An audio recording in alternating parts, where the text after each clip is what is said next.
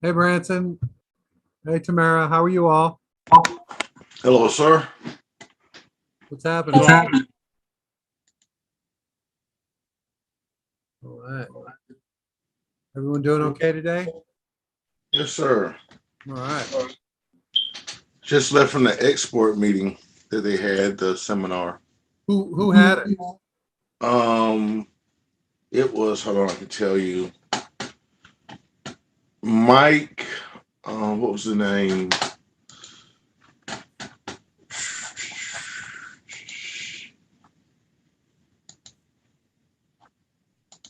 Was it the EDPNC, Something like that. Yes, sir. Economic Development Partnership of North Carolina? Uh, no, here, let's see, let me move my computer around.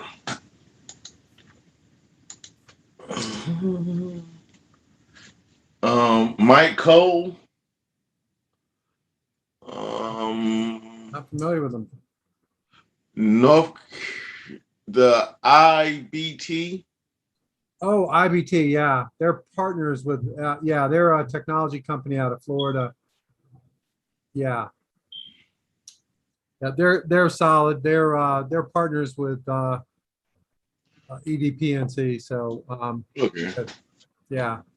Yeah, what they do is they help you make your website in the language of the country that you want to go into. Yeah. That's one of the things they do. And they help with, really trying to get you going in another country. So yeah, I'm glad. I forgot. I signed up for that too, and I forgot to go. Oh, well, hopefully they'll send me a recording, right? Well, I have part of it. I recorded audio of part of it. I'll send it over to you, sir. Okay, no problem. I'm on their list, so I'm sure I'll get it. So no sweat. Okay. All right. Hey, John, Kayam, how you all doing today? Doing great, Dennis. Thank you. All right. Well, I'm going to go ahead and get started, and we're going to finish up on emotional intelligence. Hopefully, you'll find this helpful, and you figure out all kinds of cool ways to apply what you're hearing. My wife and I started watching these videos at night instead of TV, just because I think it's so good, and she likes it too. So either that, or we're the most boring couple that ever walked the face of the earth. I'm not sure which. But let me see what I can do here.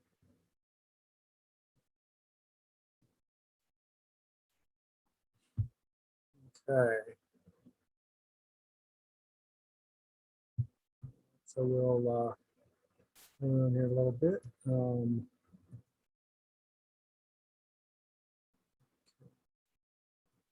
Hey, Patrick, how you doing today?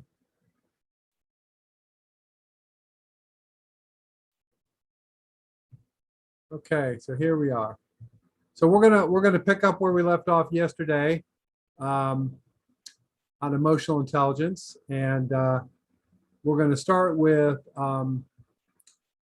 really how to deal with your fears, which I think is pretty good. I think fear is a big part of all of our lives, one way or the other. So let me kick it off.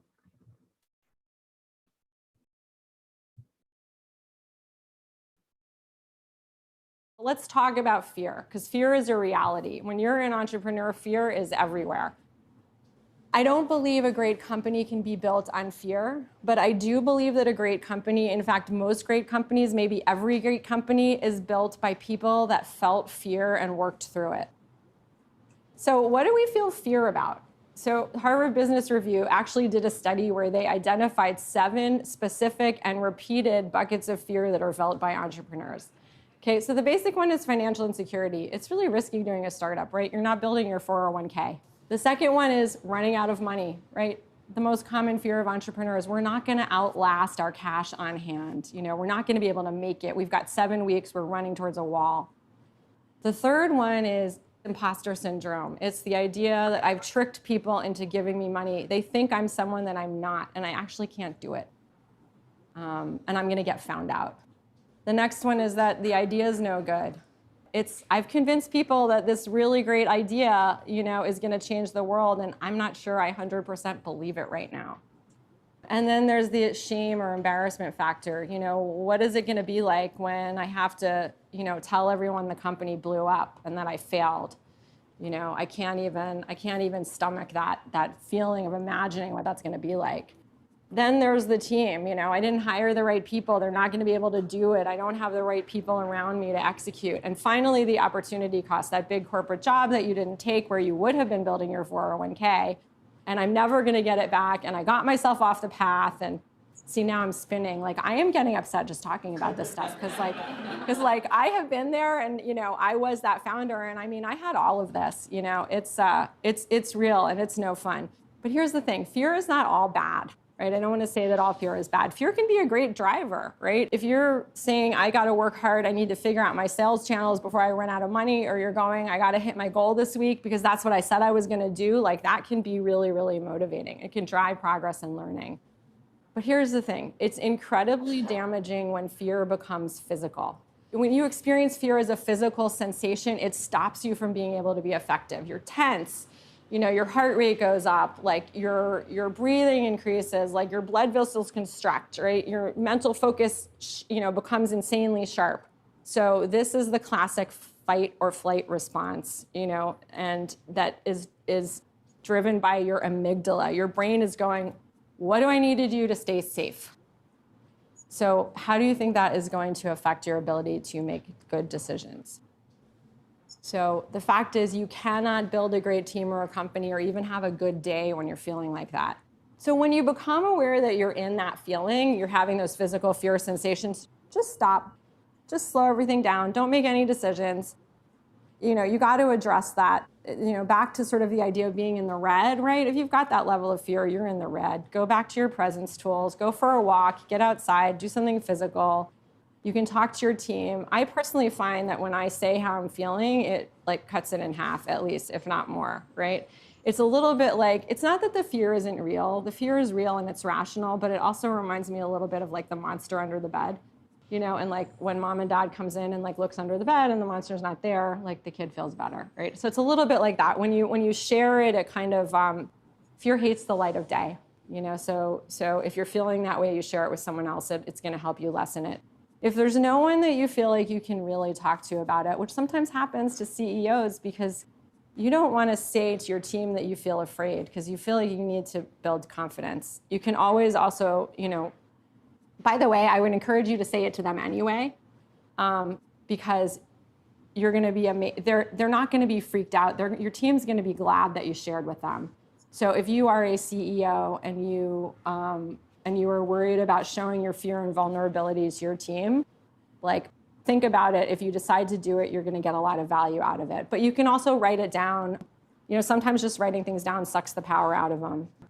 And, coach yourself. Just ask yourself a simple question. What's the one thing that matters right now? And that can sort of help you get back on track. The point is not to stop feeling fear or to imagine that you're ever going to get to a point that you're not going to feel it, because you will not. By starting a company or deciding you're going to be an entrepreneur, you've put yourself in a place where you're going to feel more fear probably than even the average person. The point is to recognize when it shifts from working for you to working against you, and then to manage it. So I love to say, feel the fear and do it anyway. The most powerful leaders are those who acknowledge and embrace their fear and then turn it into an asset.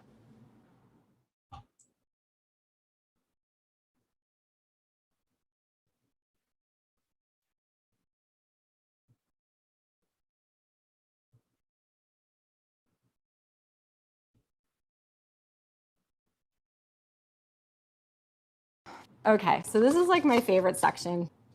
We're going to talk about flexible thinking. So you decided to work on this new thing and you had a plan. It was probably an amazing plan. But as Mike Tyson said, everybody has a plan until they get punched in the mouth.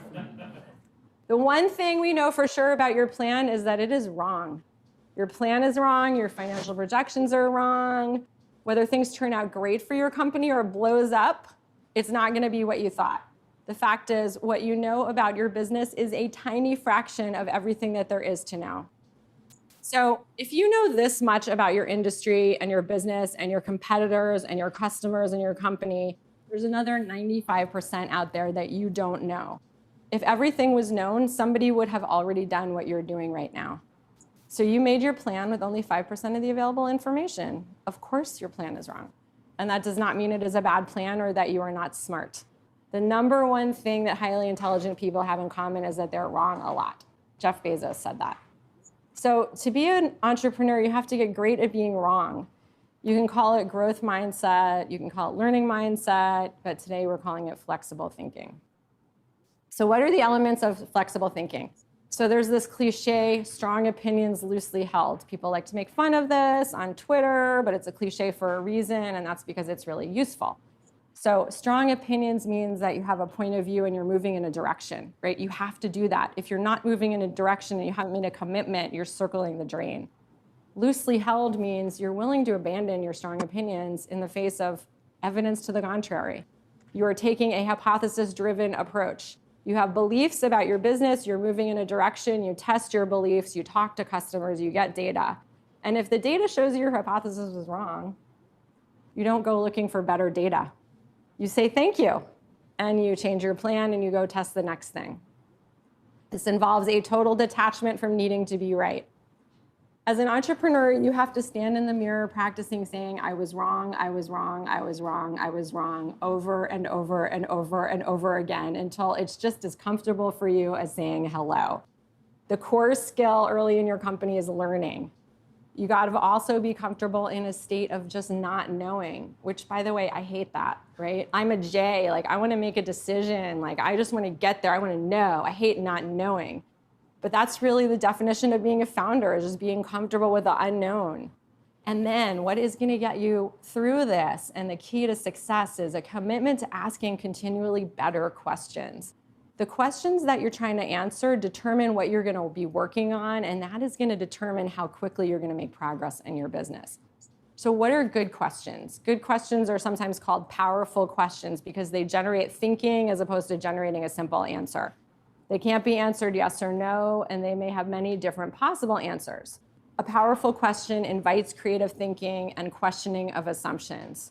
So you might be sitting with your team and saying, who thinks we should start charging our beta customers? That's a question that you could ask. It's not a very powerful question because it's just asking for a yes or no, and it's not prompting a discussion. A better question on that topic would be, what might happen if we start charging our customers? So now imagine the conversation you're going to have if you ask that second question. It's going to put you into a conversation that's going to invite creative thinking. Powerful questions are universal. So you can just have this toolkit of questions and you can just bring them out with you. They apply to lots of situations. When you get really good at flexible thinking, these questions will become second nature to you. You know, like, what's working, right? I love to ask like positive questions rather than negative questions. When you focus on what's not working, it takes your brain into a negative place. But if you ask what's working, you know, one thing to say is what's working and how can we do more of it, right? And that takes you into a positive generative place. Another one that I love to ask is what's at stake here? Because when you name the stakes, you know, behind a decision, it can tell you, you know, how essential is this? And if you're worrying about something where the stakes actually aren't that big, asking what's at stake here can cause you to let that question go and focus somewhere else. So just like we looked at the profile of the person who isn't self-aware and we thought about like how bad it would be to work for that person or with that person, here's another frame on that, which is thinking about being in a fixed thinking mindset or a judgmental mindset versus a flexible thinking mindset. And I want to, like, again, just point out that these are states of being. They're not kind of absolutes. So we all spend time over here in fixed, and we all spend time over here in flexible. So fixed people are feedback avoiders. They've got their story. So you may have been in a meeting or seen someone in a meeting when they're pitching or they're presenting, and they go into it like a fight. What they're trying to do is convince you that their point of view is right. So if someone asks a question, the purpose of answering the question is to knock down the assumptions, right? Whereas if you go into a meeting with a different kind of flexible attitude and someone asks you a question, where you can go is curiosity. Like, oh, what a great question. I hadn't thought about that before. let me respond and kind of engage with you on the question that you've just asked. It's just a completely different approach.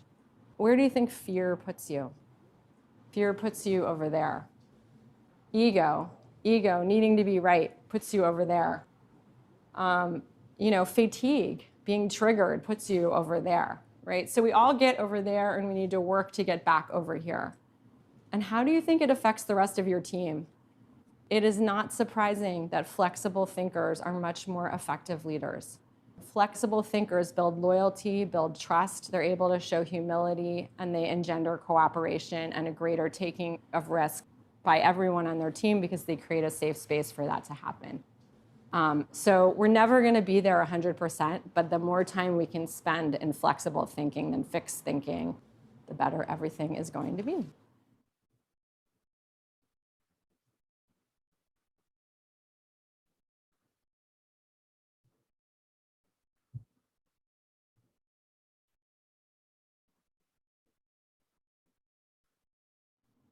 So let's talk about feedback.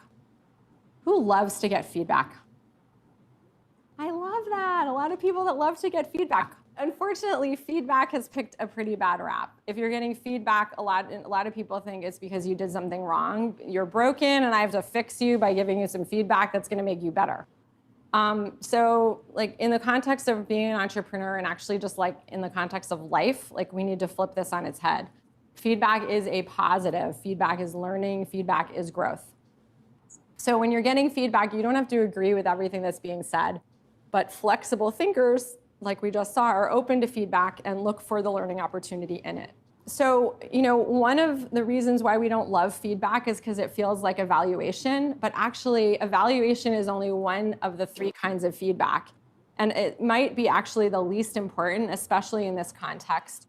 So there are 3 kinds of feedback, and they're appreciation, evaluation, and then coaching. So let's talk about appreciation first. Appreciation is feedback, right? And you should just hand it out. Just give it out like candy. In fact, give it out more than candy. It's better for you than candy. So, when people are doing things around you, that are helpful, like notice them, right? Just show people that you notice them and care. I'm not talking about like the culture of giving everyone a trophy. I'm just talking about the culture of we're all working really hard. Let's take a minute and just thank each other and acknowledge, right? That feels really good. It's not evaluative. It's just saying thank you. You should also be doing evaluation on a regular basis with your team. People should have a defined job description and goals that they need to meet, and you're going to want to check in every once in a while, 3 months or 6 months against those goals and kind of track and see how people are doing. But what I'm talking about now is like the kind of feedback that sort of happens on a daily basis that's just meant for growth. It's not evaluative and it's not pure appreciation, it's coaching and growth feedback.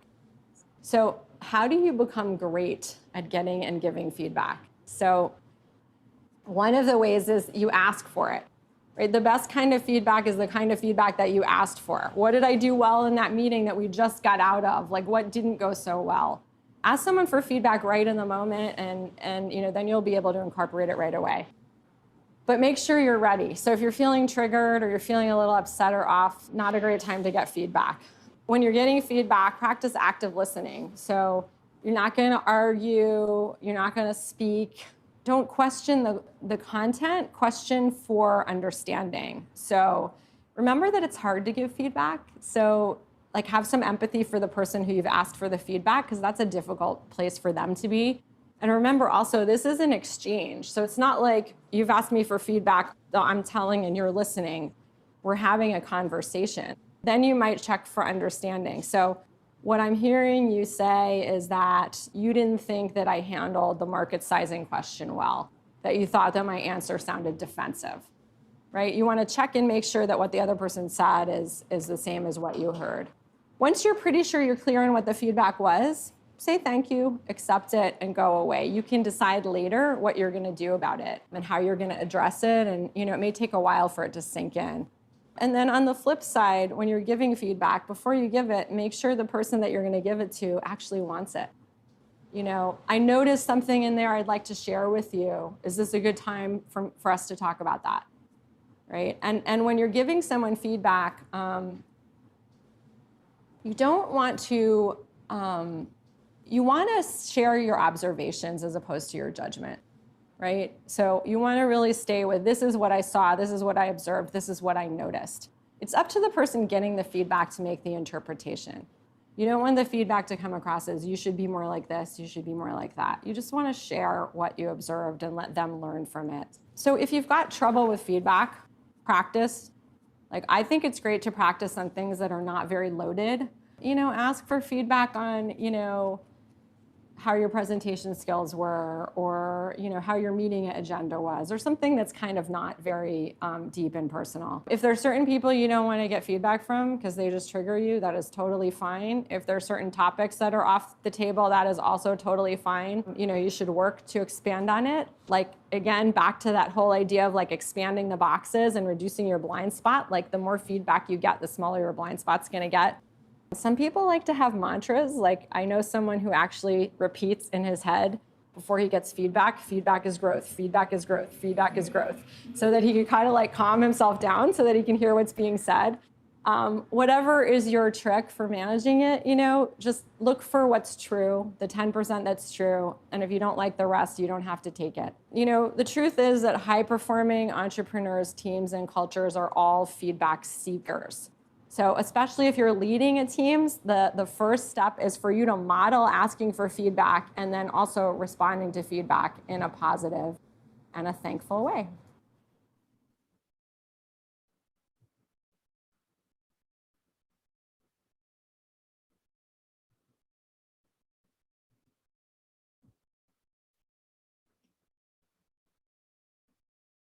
We're going to talk about coaching. We used to think that this was a coach, right? When we thought of the word coach, we thought about sports.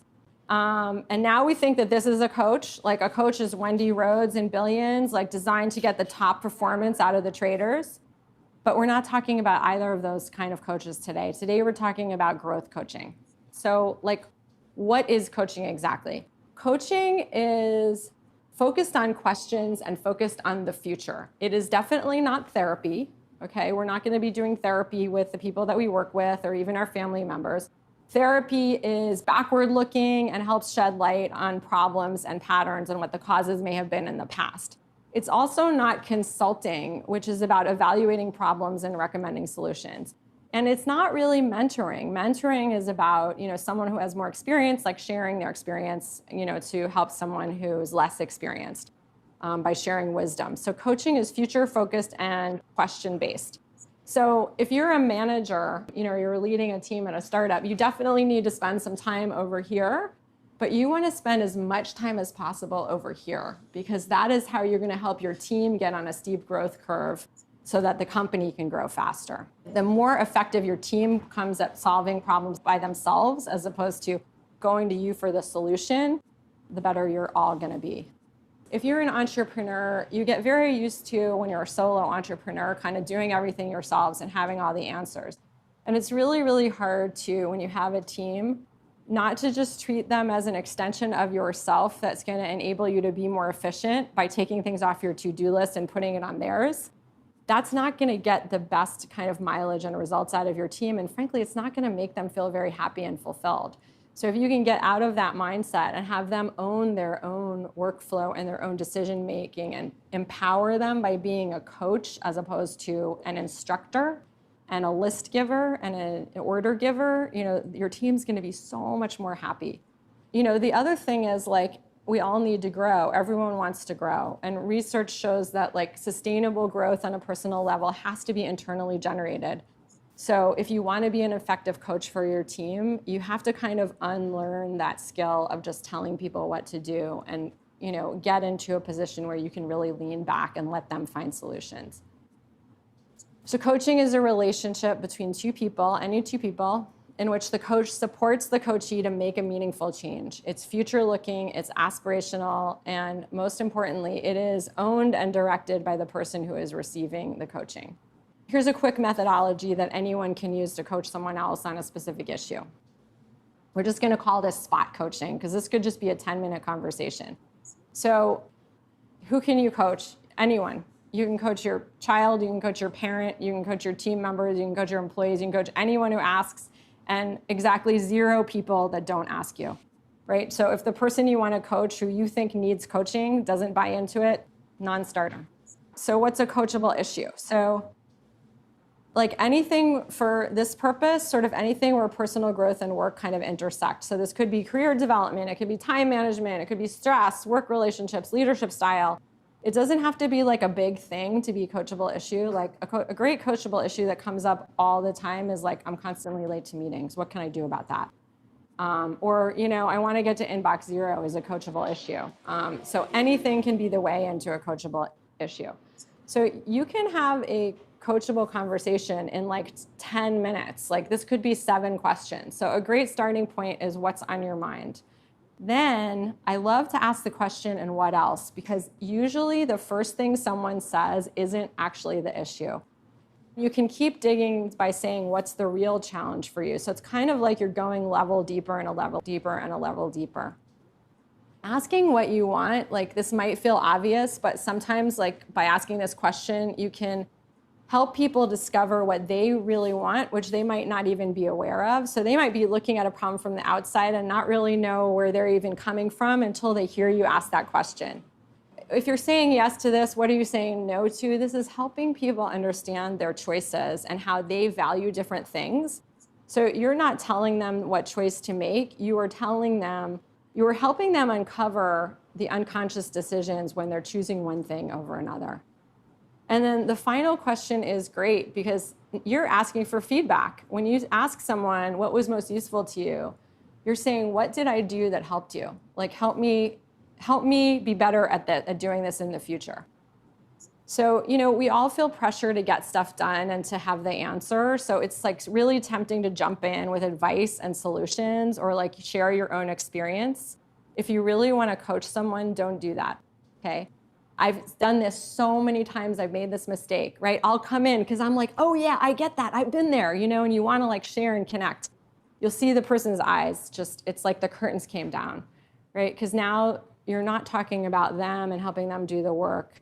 You know, you're sharing about yourself.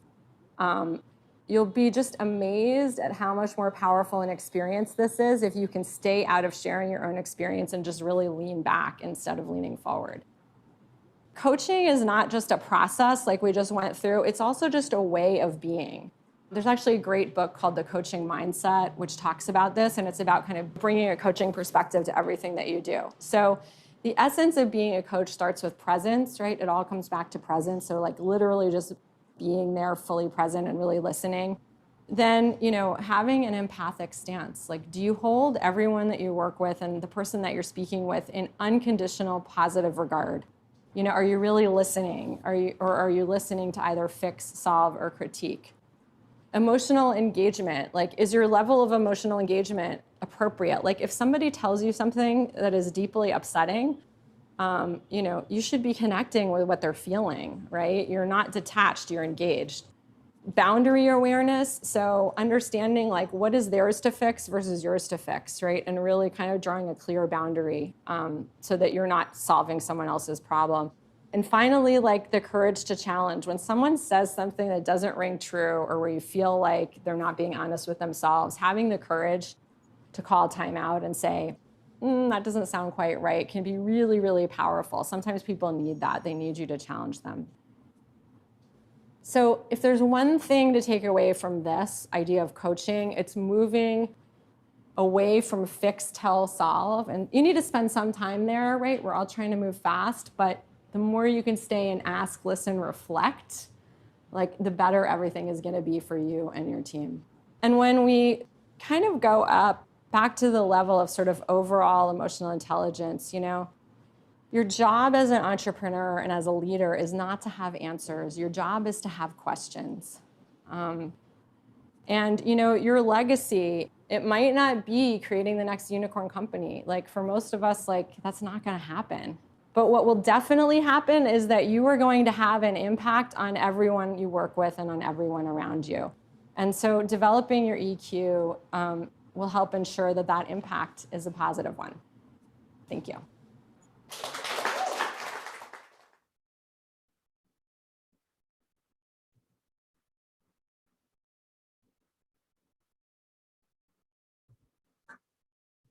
Okay.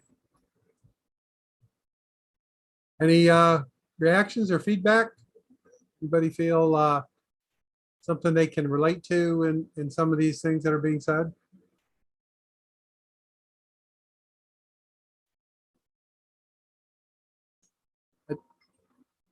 I think that this kind of leaning back and asking and learning is counterintuitive for a lot of people, especially if you're very competent and you know what you're doing. It's hard not to just tell people or tell, this is my case, particularly with kids. You've already been there and you want them to have the benefit, but the process that you go to share that is really important as to how it's received and how it's perceived. I once had a mentor who told me that he always felt the most effective measurement of your impact is when people felt like the ideas they came up with came from themselves, even if you somehow planted the seed, that was a really good way to know that your people are listening and people are possibly taking some of the information and applying it in their life or in their business. So, and I think there's a lot here with emotional intelligence. It really applies in life, obviously, as well as in business. And I think you'll see over time, as you become more aware of this thinking, you'll see people who are really highly emotional intelligence and kind of how they are and how they experience life compared to people who don't have that same ability. And oftentimes it's these subtle little differences that can make a huge difference in somebody's well-being, their happiness, their ability to kind of get what they want is really driven by their ability to connect with folks and connect with their community. So I think that's an important message for everybody. Any other thoughts or questions on this that people want to talk about?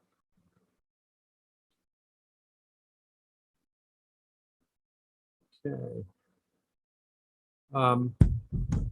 Okay. Well, tomorrow we're going to talk a little bit about getting more done, kind of how to manage your list, your to-do list, and some of the things about how to really become more efficient. Hopefully that will be of interest. Thursday, we're not having class. I can't get out of a function I have to go to.